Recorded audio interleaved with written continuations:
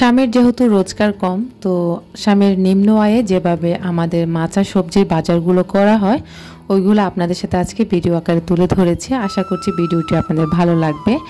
আর সবচেয়ে বড় কথা হচ্ছে আমার এই প্রিয় বাসাটাতে এটাই হচ্ছে আমার শেষ বাজার। আসসালামু আলাইকুম। স্বপ্ন নূরের সংসার থেকে আমি নূর আছি আপনাদের মাঝে। নতুন আরও একটি লাইফস্টাইল ব্লগ ভিডিওতে আপনাদের সবাইকে ওয়েলকাম করছি।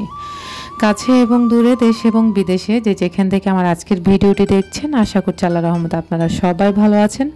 আমিও আল্লাহ তাআলার অসীম রহমতে ভালো আছি। আজকে ভিডিওটি শুরু করেছি সকাল সকাল। আজকে আপনাদের ভাইয়া হচ্ছে বাজার নিয়ে এসেছিল। তো আসলে এই ভিডিওটা কিন্তু আমার হচ্ছে যখন আপনাদের ভাইয়া ঢাকা থেকে ঢাকার বাইরে থেকে ঢাকা এসেছিল, বিশেষ করে আরাফ তো ভীষণ অসুস্থ ছিল। তো আরাফের কথা শুনেই হচ্ছে আপনাদের ভাইয়া চলে এসেছে। তো আসলে সে রাতে এসেছে আর সকালবেলা হচ্ছে বাজারগুলো নিয়ে এসেছে। এর মধ্যে কিন্তু আরাফ ভীষণ অসুস্থ। তো ও হচ্ছে আরাফকে সামলাচ্ছে, এদিক দিয়ে হচ্ছে আমি বাজারগুলো আজকে গোছাবো, গুছিয়ে প্লাস রান্নাও করব। আশা করছি শুরু থেকে শেষ পর্যন্ত আমার ভিডিওর সাথেই থেকে যাবেন। যদি ভিডিওর কোথাও কোনো অংশ ভালো লাগে প্লিজ একটি লাইক দিয়ে আমার ভিডিওটি কন্টিনিউ করবেন। এবং কি যদি আপনি আমার চ্যানেলে আজকে নতুন হয়ে থাকেন, চাইলে আমার চ্যানেলটিকে সাবস্ক্রাইব করে আমার পরিবারের বন্ধু হয়ে থেকে যেতে পারেন।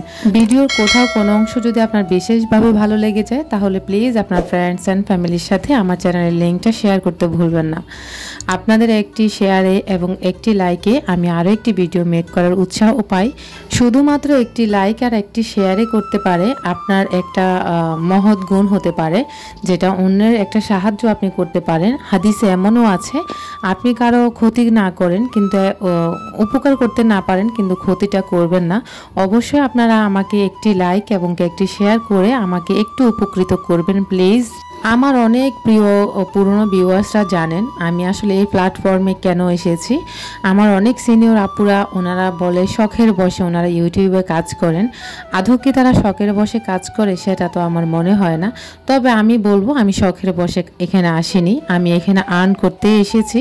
যেন এখান থেকে আমার লাইফস্টাইল ব্লগিং দেখিয়ে যেন আমি এখান থেকে কিছু একটা আর্ন করে আমার হাজব্যান্ডের পাশে দাঁড়াতে পারি এবং কি আমার পরিবারের সচ্ছলতা ফিরিয়ে আনতে পারি। সেই কারণে হচ্ছে আমি ইউটিউব প্ল্যাটফর্মে এসেছি। না হয় কিন্তু সত্যি কথা এত কষ্ট করে এত পরিশ্রম করে মাথা ঘাম পায়ে পেলে এভাবে ইউটিউবিং না করে আমার মনে হয় যাদের টাকা আছে তার রিল্যাক্স মোডে বাচ্চা সামলাতে পারে, প্লাস হচ্ছে সংসারটা সুন্দর মতো করতে পারে। তো আসলে যতটা পরিশ্রম হয় ইউটিউবিংয়ে যা হচ্ছেন কন্টেন্ট ক্রিয়েটর আছেন তারা সবাই বুঝেন প্রত্যেকটা জায়গা থেকে কতটা পরিশ্রম করা লাগে একটি ভিডিও মেক করার পিছনে। তো আমি আবারও বলবো আমি কিন্তু শখের বসে ইউটিউবিংয়ে আসিনি, আমি এসেছি আসলে এখানে কিছু একটা আর্ন করব এখান থেকে, যে আর্ন দিয়ে হচ্ছে আমার পরিবারের সচ্ছলতা ফিরে আসবে বা বেশি একটা ফিরে না আসলেও কিছুটা হলো আমি আমার হাজব্যান্ডের পাশে দাঁড়াতে পারবো। সেই কারণে মূলত আমার ইউটিউবে আসা। তো যাই হোক, এখন আপনাদের সাথে অনেক কথাই বলে ফেলেছি। আজকে আপনাদের ভাইয়া অনেক বাজার এনেছে। আসলে আমার হাজব্যান্ড যখন ঢাকার বাইরে ছিল তখন কিন্তু আমার বাজার সদাই কোনো কিছুই ছিল না। প্লাস আমি কিন্তু আসলে সবজি না খেতে পারলে আমার কাছে ভালো লাগে না। তো আমি আপনাদের ভাইয়াকে বললাম যে আসলে আমার বাসা তো এতদিন সবজিও আনা হয়নি আর ঠিকঠাক মতো তুমি ছিলে না দেখে আমার খাবার দাবারও হয়নি। তো আসলে এখন আমার বাসায় কিছু বাজার লাগবে। তো আসলে আমার হাজব্যান্ড হচ্ছে আমার হাজব্যান্ড বলবো না, প্রতিটা হাজব্যান্ডই চায় তার ওয়াইফকে তার পরিবারকে একটু ভালোভাবে রাখার জন্য, একটু ভালো খাবার দেওয়ার জন্য। তো আসলে বেশি কিছু আহামরি কিছু খাওয়াতে পারবে না বা আহামরি কিছু বাজার আনতেও পারবে না। তো যার কারণে হচ্ছে নিম্ন আয়ে আমাদের যে বাজারগুলো করা হয়, আসলে বলতে গেলে আমার বাসায় মাছের বাজারটা খুব কমই করা হয়, মাছ মাংসের বাজারটা আর কি। তো আমি মনে হয় এই রমজান ঈদের পরে একটা মাছ কিনেছি, সেটা সম্ভবত 2 কেজি ওজনের একটা মাছ কিনেছিলাম, রুই মাছ। তো সেই মাছের পরে আবার মাঝখান দিয়ে আপনারা দেখেছিলেন আমার বাসায় গুঁড়া মাছ আনা হয়েছিল, সেটাও একটা ভিডিও আছে সেটা নিয়ে। এছাড়া আর হচ্ছে লাস্ট আমার বাসায় হচ্ছে এই মাছগুলো আনা হয়েছে। এখানে সম্ভবত 1 কেজি থেকে একটু বেশি 1.5 কেজি হবে পাঙ্গাস এনেছিল আর হচ্ছে 250 গ্রাম কাচকি মাছ এনেছিল আর কি। তো আসলে নিম্ন মধ্যবিত্ত ফ্যামিলিতে বাস করলে সমস্ত সব কিছু একটু হিসাবটা মেনটেন করেই চলতে হয়। তার মধ্যে হচ্ছে বাচ্চাদের অসুস্থতা, নিজের অসুস্থতা সব কিছু মিলিয়ে আসলে হয়ে ওঠে না যে একটু ভালো খাবার খাবো বা একটু ভালো পোশাক পরবো বা ভালো একটা জায়গায় রেস্টুরেন্টে গিয়ে খেতে তো ইচ্ছেই করে, তবে আসলে খাওয়া তো হয় না। কবে যে কখন রেস্টুরেন্টে গিয়েছি সেটাও মনে নেই। তবে আলহামদুলিল্লাহ স্বামীর যথেষ্ট পরিমাণে মন আছে, কিন্তু আসলে স্বাদ আছে সাধ্য নেই, নিয়ে খাওয়াতে পারে না। কিন্তু তার অনেক ধরনের মনোবল আছে যে সে আমাদেরকে বাইরে নিয়ে ঘোরাবে, খাওয়াবে, প্লাস বাসায়ও ভালো ভালো খাবার তৈরি করা হবে।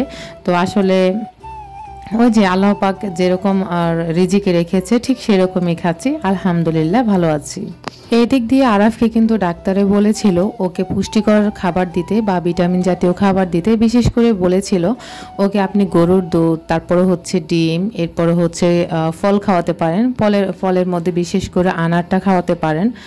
তা আসলে এগুলা আমাদের কাছে স্বপ্নের মতোই মনে হয়, কি বাসা ভাড়া চালাবো নাকি হচ্ছে বাচ্চার স্কুলের পড়াশোনার খরচ চালাবো নাকি নিজেদের অসুস্থতার খরচ চালাবো, সব কিছু মিলিয়ে আসলে আমরা অনেকটাই হিমশিম খেয়ে যাই। আর দেখা গেছে যারা চাকরিজীবী আছেন তারা মাসের শেষে নির্ধারিত একটা বেতন পান, সেটার আশাও তারা থাকতে পারেন যে আমরা মাসের শেষে এই মাসে যেহেতু একটু খরচটা বেশি হয়ে গেছে বা অন্য মাসে আমরা সেটা কোনো রকমে ম্যানেজ করতে পারবো।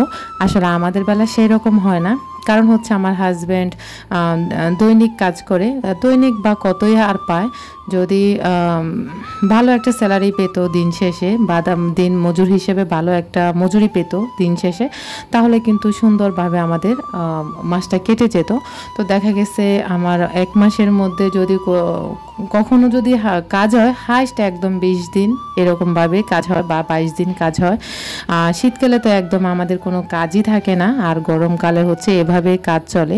এই মাসে তো বলা যায় প্রায় 10 দিনের মতো কাজই করতে পারিনি।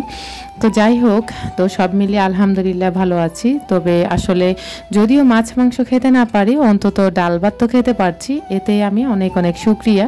আর আমি আমার হাজব্যান্ডের সাথে এ নিয়ে কখনোই আমাদের ঝগড়া হয় না যে আমার বাসায় এইরকম বাজার করো কেন বা বাসায় মাছ আনো না কেন বা মাংস আনো না কেন, এগুলো নিয়ে বা আমাদের সংসারটা নিয়ে বা খাবার দাবারের ব্যাপারে যে কোনো কিছু এসব ব্যাপারে আলহামদুলিল্লাহ এই পর্যন্ত আমাদের ভিতরে কখনোই ঝগড়া কখনোই হয়নি। আর ইনশাআল্লাহ যতদিন বেঁচে থাকবো ততদিনও হবে না যে আমার ঘরের বাজার সদাই নাই কেন।